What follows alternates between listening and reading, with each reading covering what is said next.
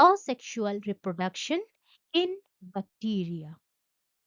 Bacteria mostly it reproduces by binary fission, though baeocyte formation, budding और internal offspring formation से भी ये produce करता है. But these three last three processes, they are very rare processes of asexual reproduction in bacteria. Hello students, I am Dr. Ayantika Das and welcome to Botany with Ayantika. मैं आज discuss करने वाली हूँ एक BSc topic, first sem वाली topic, जो कि bacterial asexual reproduction, जहाँ पे मैं बाइनरी फिशन, पेओसाइट, बडिंग और इंटरनल ऑफस्प्रिंग, ये चारों टॉपिक मैं डिस्कस करने वाली हूँ. सो बेसिकली जो बाइनरी फिशन है, first let's understand what is fission. Fission is basically one cell dividing into two or more than two number of cells. Usually हमारे पेट में कभी टेप फॉर्म्स हो जाते हैं, तो उसमें भी ये फिशन देखा जाता है. मतलब single cell is divided into many, और ये जो एक एक सेल होता है, जैसे ये मैच्योर हो जाता है, तो ये क्या होता है, that cell when it matures it is detached, और ये हमारी फीसेस से बाहर निकल आता है, और नया कोई थ्रू द ओरोफिकल रूट नया कोई भी होस्ट में ये अपना इन्फेक्ट कर लेता है. That type of fission is reproductive. And कोई और टाइप की भी फिशन हो सकती है, जैसे कोई प्लानेरिया में एक पोर्शन है, लिम्ब वाला पोर्शन, तो दैट गॉट कट. तो ये कट वाला लिम्ब जो है, तो इसको अगर रीजेनरेट करना होगा, तो that is also by fission, and that is called the regenerative fission. So we are seeing that apart from bacteria, many other organisms do fission, but that is fission, not binary fission. Binary fission occurs only in bacteria, where a single cell divides into two, either this type of transverse division or longitudinal division, या कोई oblique division भी हो सकता है bacteria में.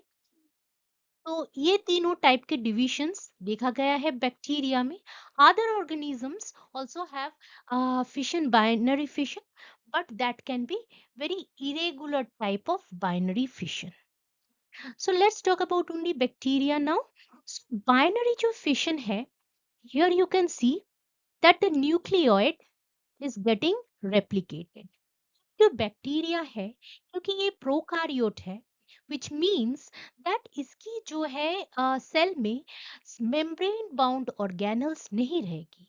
तो naturally इसकी जो जेनेटिक मटेरियल है, ये न्यूक्लियर मेम्ब्रेन से बाउंड नहीं रहेगी, और इसकी जो genetic material which is a circular DNA, that will be naked, and that naked DNA, naturally it will not be called as nucleus, so it will be called nucleoid.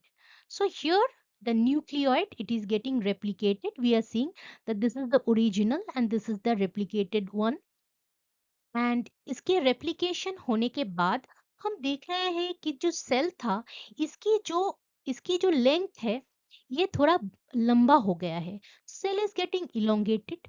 और एक चीज इधर देखा जाता है, मतलब not shown in this figure, कि छोटे छोटे मोनोमर्स, जैसे F T S Z, F T S Z, जो मोनोमर्स है, ये धीरे धीरे इधर सेटल डाउन कर जाता है, और जो साइटोप्लाज्म है, ये F T S Z monomer से मोनोमर जब ज्वाइन करके पॉलीमर बनाते हैं, तो क्या होता है, साइटोप्लाज्म जो है डिवाइड होने लगता है इनटू टू. उसके बाद क्या होता है, जो सेल मेम्ब्रेन है, सेल मेम्ब्रेन गेट्स इन्वेजिनेटेड. ऐसी इन्वेजिनेशन अगर कंप्लीट हो जाता है, तो दो सेल है that is separated here. So binary fission में जो न्यूक्लियोइड जो डीएनए मटेरियल है वो रेप्लिकेटेड होता है, और वो रेप्लिकेशन स्टार्ट कहाँ से होता है? Origin of replication. Ori means origin of replication. Origin of replication से इसकी डीएनए जो है ये खुलने लगता है एंड रेप्लिकेशन स्टार्ट्स. अब जो इसकी रेप्लिकेशन है, जो रेप्लिकेशन एक फॉर्क बनाया है, तो इसकी जो रेप्लिकेशन डायरेक्शन है ये बाई डायरेक्शनल होती है. इधर we can see that bidirectional replication is going on. और ये बहुत ही स्लो प्रोसेस में जब चल रहा है, मतलब when the nutrient are normal to medium, तब जो रिप्रोडक्शन होता है दैट इज दिस प्रोसेस. अगर न्यूट्रिएंट कंटेंट बहुत ही ज्यादा है then there will be fast growth. So क्या होता है, ये जो रेप्लिकेशन फॉर्क बैक्टीरिया में एक्चुअली होता है, रेप्लिकेशन होने के साथ साथ इसकी जो है जीनोम भी सेपरेट होने लगती है. So here what we are seeing is that एक रेप्लिकेशन फॉर्क में ये जो अलग से दो दो रेप्लिजोम है, that replisome is again producing more, क्योंकि हमको पता है ये ओरिजिन ऑफ रेप्लिकेशन है. सो ओरिजिन ऑफ जैसे ये वाली for example let me draw. So this is the replication fork and this is the replisome, और इधर जो है origin of replication is there. तो क्या होता है, ये origin of replication जो है ये जो डीएनए सिंथेसिस होता है, तो नया एक origin of replication इधर भी बनता है. So that origin of replication is again starting another round of um, another round of replication. So मतलब डबल रेप्लिकेशन एक साथ साथ हो रहा है in the fast growing bacteria. एक हो रहा है ये आउटर सर्कल जो है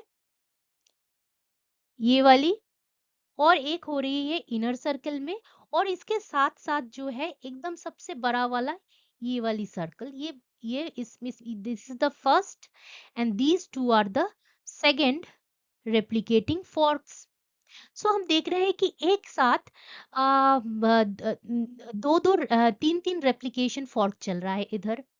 so that this is the very fast growing form. Usually तो 10 टू 15 मिनट्स में एक होता है, लेकिन व्हेन कंडीशंस आर गुड इससे ज्यादा भी कम टाइम में भी रेप्लिकेशन हो जाता है. और ये जो है अपना binary fission, that is almost very similar to the eukaryotic mitosis, पर इसमें थोड़ा थोड़ा दो मेजर डिफरेंस रहती है, क्योंकि जो हमारी माइटोसिस रहती है इसमें क्या रहती है कि सेंट्रल एक मेटाफेज स्टेज में जो है सारे जो क्रोमोसोम्स है एक लाइन में रहती है. फिर एनाफेज के टाइम में वो क्या होता है, दोनों पोल्स में दोनों पोल्स के साइड चला जाता है. और ये जो दोनों poles, these are the poles for example, दोनों पोल्स के तरफ जो खिंच जाते हैं that occurs by a particular type of spindle called mitotic spindle.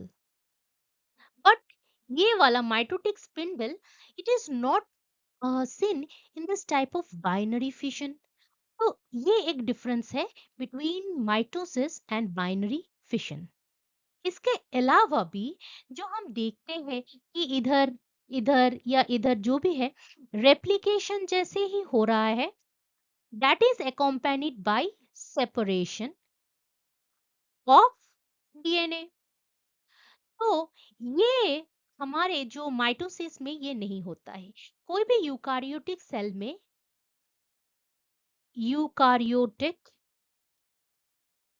Cell में क्या होता है, रेप्लिकेशन पहले होता है उसके बाद होता है सेपरेशन.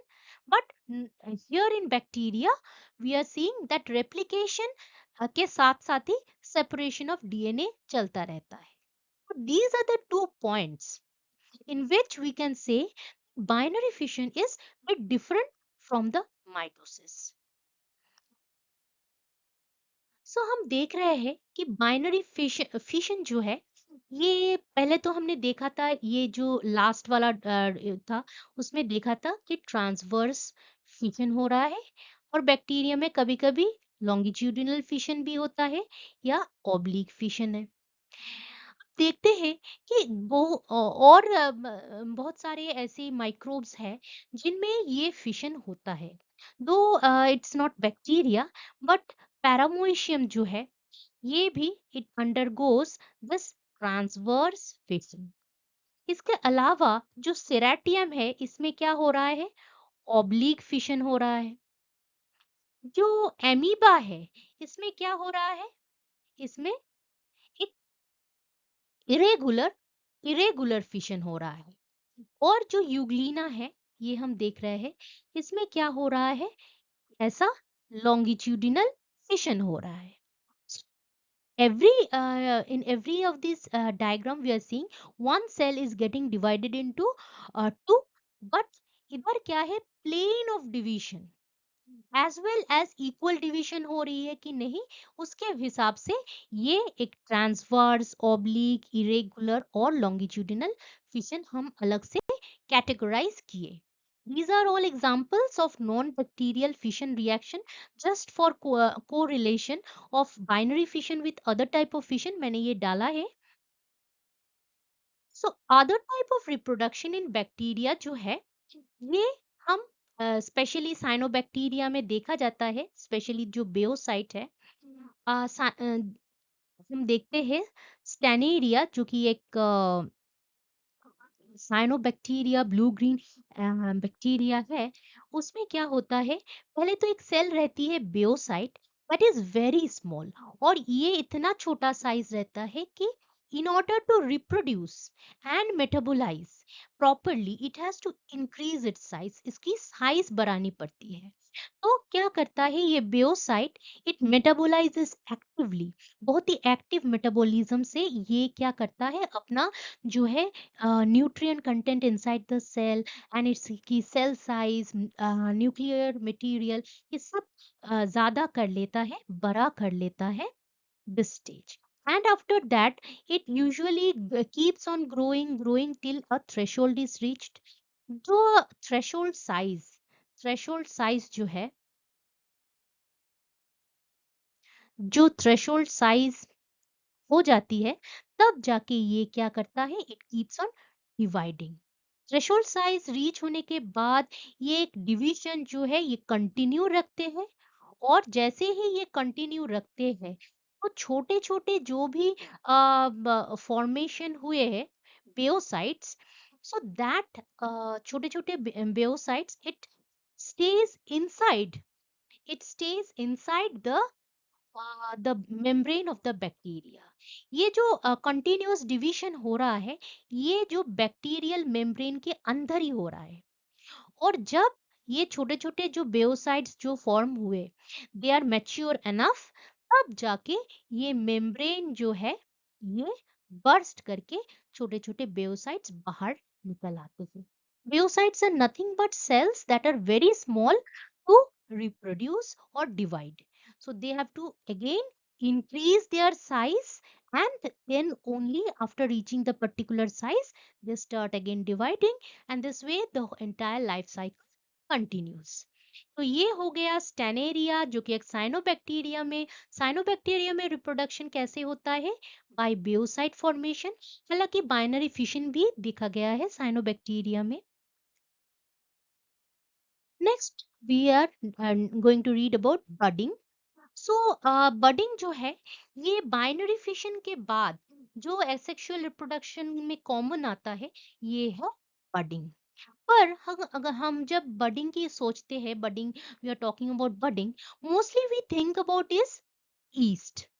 जो ईस्ट है, हम जनरली बर्डिंग सोचते ही ईस्ट की पिक्चर दिमाग में आ जाता है, पर बहुत सारे ऐसे भी बैक्टीरिया है जो कि बडिंग करता है, बडिंग से ये रिप्रोड्यूस करता है, और ये बडिंग से जो रिप्रोड्यूस करते हैं ये सारे बैक्टीरिया है प्लैंक्टोमाइसिस। प्लैंक्टोमाइसिस जो बैक्टीरिया है ये बहुत ही इंपॉर्टेंट बैक्टीरिया है, क्योंकि प्लैंक्टोमाइसिस जो है ये ये क्या करता है, इट एनारोबिकली ये क्या करता है, अमोनिया को ऑक्सीडाइज कर लेता है into atmospheric dinitrogen.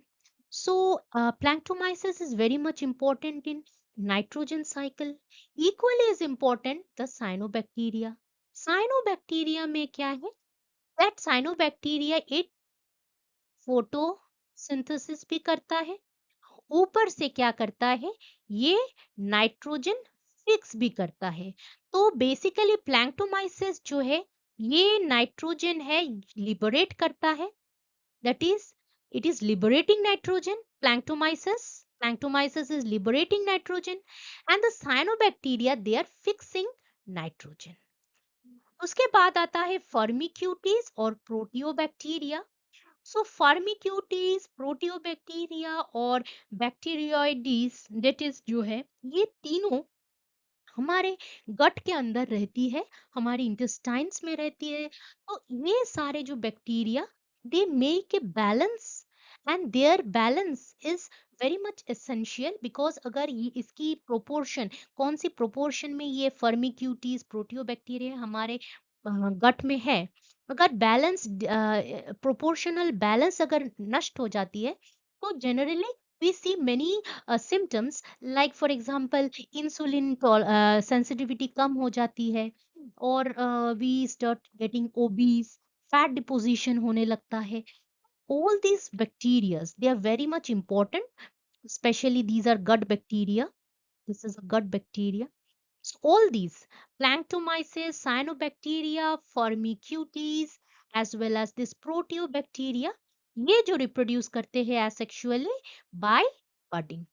So let's see budding क्या है।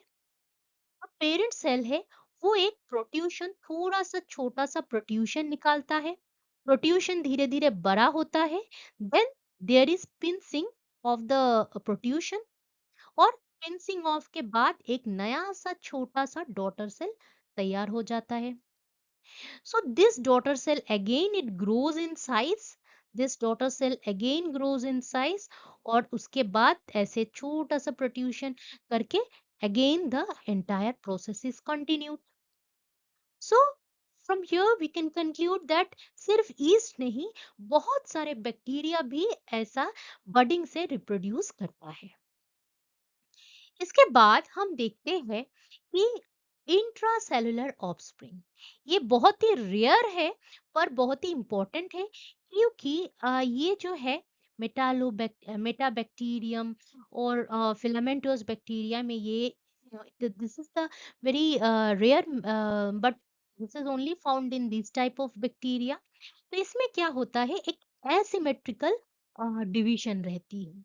कोई भी सेल है ये जो है इसकी इसमें जेनेटिक मटेरियल डिवाइड हो जाता है, एंड दिस इज असिमेट्रिकली, मतलब पोलर रीजन हम देख रहे हैं, ये वाली पोलर रीजन में सेप्टेशन हो रही है। इसके वजह से तीन सेल तैयार हो रहे हैं, ये एक मदर सेल, और ये जो छोटे छोटे सेल्स है these are daughter cells that I am writing by D. So ये जो सेप्टेशन के बाद एक मदर सेल और दो छोटे छोटे डॉटर सेल तैयार हुए, मदर सेल तो नॉर्मल साइज में ही रहती है, लेकिन इसके अंदर जो छोटे छोटे डॉटर सेल, ये जो छोटे छोटे डॉटर सेल तैयार हुए, ये generally it increases in size like this one. So it increases in size. इसके बाद क्या होता है कि जैसे ही साइज इंक्रीज हो गया, एक नॉर्मल थ्रेशोल्ड साइज फॉर्म हो गया, ये मैच्योर हो गया cell, cell lyses the mother membrane, और ये बाहर निकल आता है। सो यहाँ हम देख रहे हैं कि एक सेल के अंदर ही दो अलग से छोटे छोटे बेबी सेल्स तैयार हुए, और ये जो बेबी सेल्स या डॉटर सेल्स तैयार हुए, ये ग्रेजुअली इंक्रीज करते हैं, मेच्योर होते हैं, फिर जो मदर सेल की सेल वॉल या सेल मेम्ब्रेन जो है, ये लाइस करके फिर से निकल जाता है। So that is the intercellular offspring. अब हम देखते हैं कि one related topic, growth curve. कभी भी अगर हम देखते हैं कि कोई भी पेट्री डिश में अगर हम कल्चर करते हैं बैक्टीरिया को, तो देखते हैं कि पहले जो बैक्टीरिया है, इसकी जो ग्रोथ है बहुत ही कम रहती है, उसको हम बोलते हैं लैग फेज। और ये ग्रोथ कम क्यों रहती है? क्योंकि it is getting it is getting acclimatized to the nutrient condition uh, and the lab conditions. So acclimatizing, and also at the same time it is preparing itself for its growth and division. अब preparing मतलब क्या? It is synthesizing proteins that will be necessary for the replication. Bacterial genome जो है, DNA जो है, इसको अगर हम रेप्लिकेट करें, तो हमको बहुत सारे एंजाइम्स की जरूरत होगी, प्रोटीन्स की जरूरत होगी। वो सारे तैयार होते हैं कौन सी पीरियड में? ये फर्स्ट वाली लैग फेज में। once all the materials that is essential for replication तैयार हमारे पास है, तब जाके बैक्टीरिया क्या करता है? It starts dividing, that is the second phase. क्योंकि ऑलरेडी सारे जो रेप्लिकेशन और ग्रोथ के लिए मटेरियल्स चाहिए थी, प्रोटीन्स, एंजाइम्स जो भी चाहिए थी ऑलरेडी थे, तो ये फुल ऑन डिवाइड करने लगता है, and that is exponential phase of growth. तो इसके बाद आता है और एक फेज, स्टेशनरी फेज, जहाँ पे ग्रोथ जो है काफी कम हो जाता है। क्यों? क्योंकि जो हमारी पेट्री डिश है, पहले तो इसमें था न्यूट्रिएंट, अभी ग्रोथ होते होते bacteria is also releasing waste materials that is toxic for the bacteria. तो जो है वो टॉक्सिक मटेरियल धीरे धीरे जम रहा है, तो बैक्टीरियल ग्रोथ धीरे धीरे इट इज गेटिंग रिड्यूस्ड।